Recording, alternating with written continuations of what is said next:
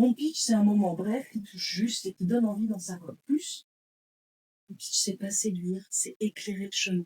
C'est donner envie d'aller plus loin. Alors, par quoi vous allez commencer? Alors, il y a une histoire. racontez une histoire. Pitcher, un pré-talk. Un pré-talk. Là-bas, au fond, il y avait quelqu'un qui allait parler. Oui. La croche. Oui, bravo, bah oui, bien sûr, l'accroche. Dans le pitch, la première chose, c'est l'accroche. Alors, la phrase qui capte l'attention dès les premières secondes. Les 20 premiers mots, vous devez les connaître par cœur. Les 20 premiers pas, vous devez savoir où est-ce que vous allez vous installer. Parce que là, il y a un message. Et que ce message, il dit... Pour ce qui est de l'avenir, il ne s'agit pas de le prévoir, mais de le rendre possible. Saint-Exupéry. Quelle est votre cible? À qui vous voulez parler? À qui vous destinez votre pitch? Si vous n'avez pas votre cible, il va falloir vraiment travailler dessus. C'est la base, c'est essentiel. Et qu'est-ce qui est important pour cette personne? Le pitch, il est destiné à être entendu par une personne.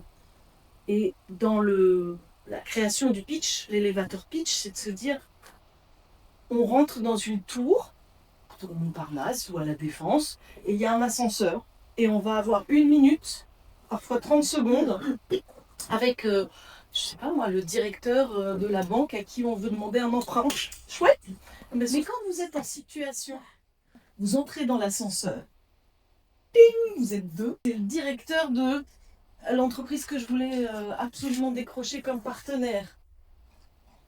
Et là, par quoi allez-vous commencer? Dire bonjour à un inconnu ou une inconnue. Et c'est pas si simple que ça. Qu'est-ce que vous voulez que votre interlocutrice ou votre interlocuteur retienne? Rendre votre message simple et mémorable, une phrase, une idée. Et ensuite, l'appel à l'action, ça va être une invitation simple pour ouvrir la suite. Ne pas chercher à vendre une solution, mais plutôt à prendre un rendez-vous. Un rendez-vous pour être à l'écoute de ce que la personne recherche vraiment. Et là, vous tirez un fil.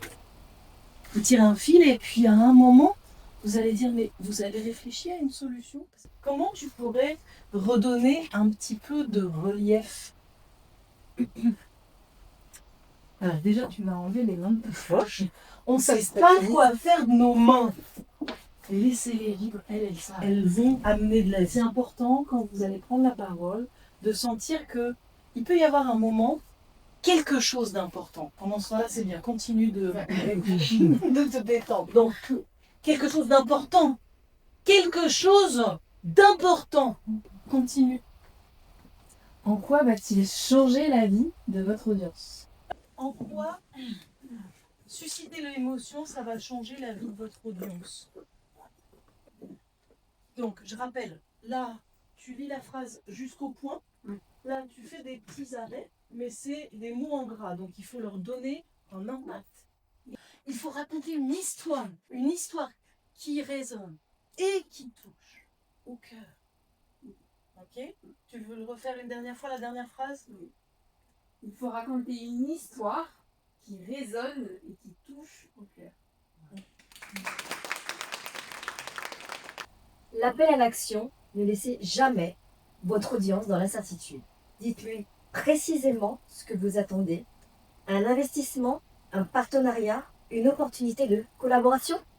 Petit top chrono, vous avez 7 minutes pour poser les questions qui sont écrites. Je suis sœur d'un enfant en situation de handicap et j'ai été confrontée à d'énormes freins, d'énormes problèmes.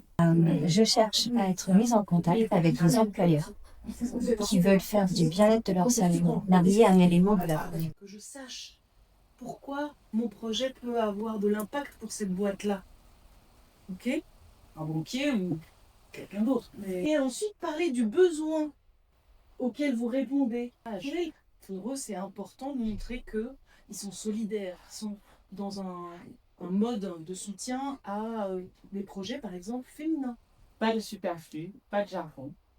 Il faut que votre interlocuteur comprenne en une phrase ce que vous faites et pourquoi vous le faites. Yes! On applaudit.